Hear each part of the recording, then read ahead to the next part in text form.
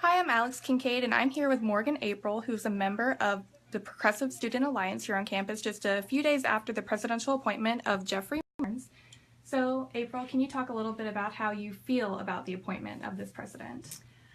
I personally am hesitant. I know that, like, as soon as he was announced, I went to Google to try and look into him, and one of the first things that I found on Google was that he was not very well liked by faculty at his previous university.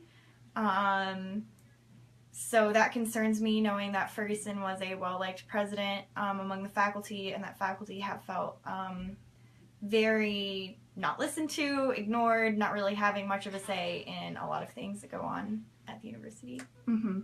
And you've mentioned before the presidential search was closed, and so the students really don't know how that search went. There's not been an official number release of how many candidates they even looked into. So what kind of message does that send to you and Progressive Student Alliance? Um, our voices don't really matter, like, at all. The Board of Trustees pretty much can do whatever they want, and they pretty much do. I mean, they got rid of the president without anyone knowing why. There was an article over the winter about, because everyone, all the newspapers have been trying to figure out why he left, and the Star Press released an article about that it might have been an overreaching Board of Trustees, in particular our chair, which I had sort of heard from rumors before, that the Board of Trustees just generally didn't get along with the president. So that would make a lot of sense, that the Board of Trustees wants to continue to have all the control, and therefore it doesn't really matter what faculty say. They can act like they listen to us, they can act like they listen to students, but in the long run, we really don't have a say in what's happening. And now at Geoff Mearns' appointment, he mentioned that for his first 100 days, he's going to be out on campus trying to get to know as many students as he can and figure out what their concerns are. Do you feel that that's genuine? Do you think he really wants to know those concerns are, and will he listen to them? It's doubtful. I mean, one thing that concerned me about the news article that I saw, that, like, when I did a Google search, like, at his previous university, is that he seemed to be exactly what our Board of Trustees would like, in that he would do what they want and not care so much what the faculty wants, which seems exactly why Ferguson was ousted. So really, I don't really trust it. If he were to come, like, speak to you or your group, what would be the main concerns that you share with him? Well, so we're concerned with the Board of Trustees trying to assert this control over a university that doesn't care for. It cares more about making money and appeasing the donors than it does actually striving for a really quality education or helping faculty. I've talked to so many faculty about, one of our main focuses has been Uncoke My Campus.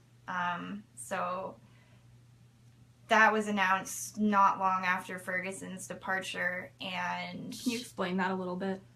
The Uncoke My Campus. Right. So Uncoke My Campus is a national organization of activists that sort of started just a few years ago.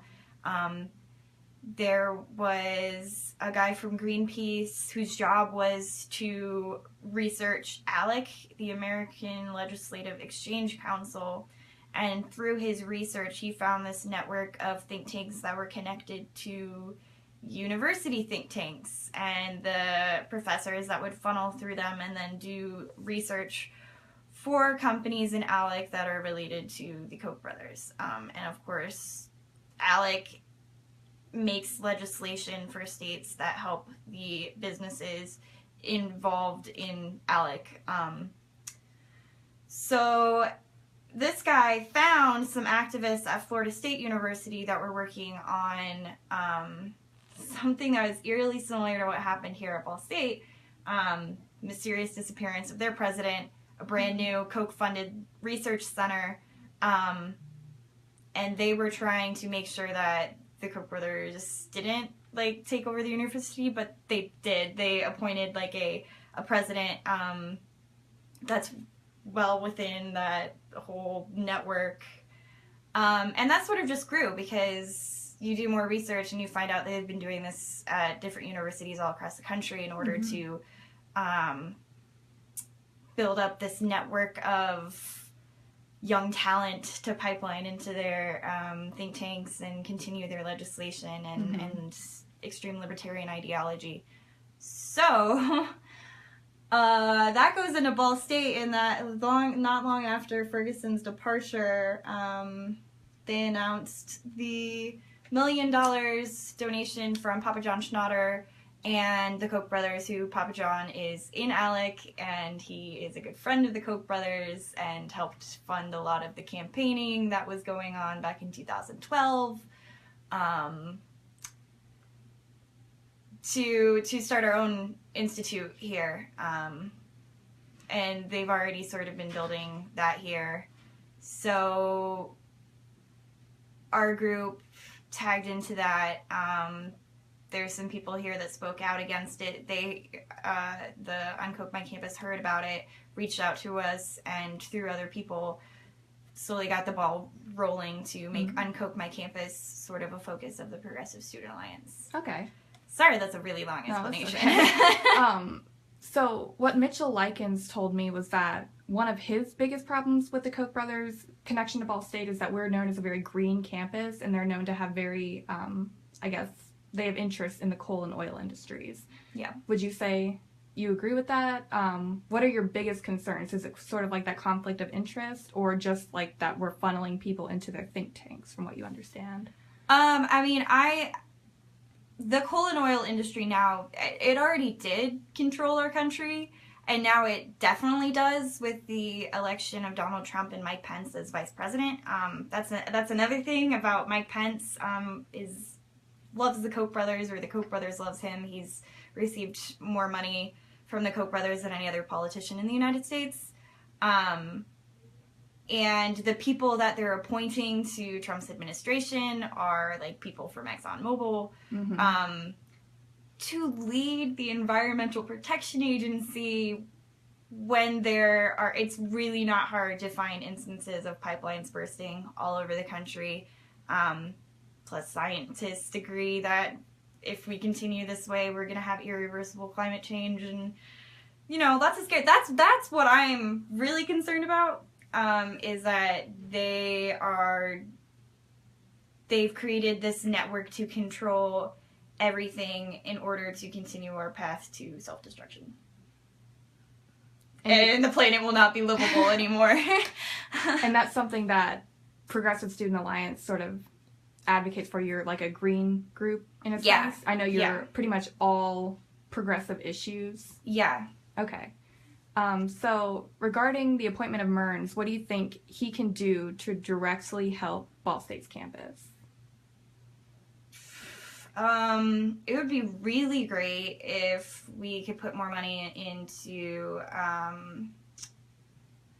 like the education aspect and less in the athletics aspect. I know there's one thing that we're trying to latch onto in PSA right now is the less free football, more free counseling, which has become sort of a slogan, thanks to these little stickers around campus. Yeah. So we've been talking to the girl that made those, and we want to try and really make sure that students and faculty are the focus, and quality education and becoming a reputable academic university is the focus, and not wasting money on athletic programs that aren't getting anywhere. That should not be the focus of a university. There's a big focus on undergraduates here, not graduates, that I've definitely noticed as a grad student, and part of that has to do with focus on sports and not education. Okay. So, in a sentence or two, how would you sum up your feelings about the appointment of Mearns? Meh.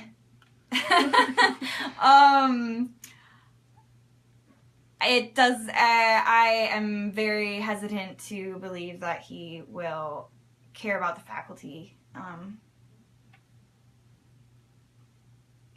due to what I've seen in the news. Yeah, from his last university. So Okay. Well, thank you so much for no talking. problem. For the full story, go ahead and check out my blog. Thanks for watching.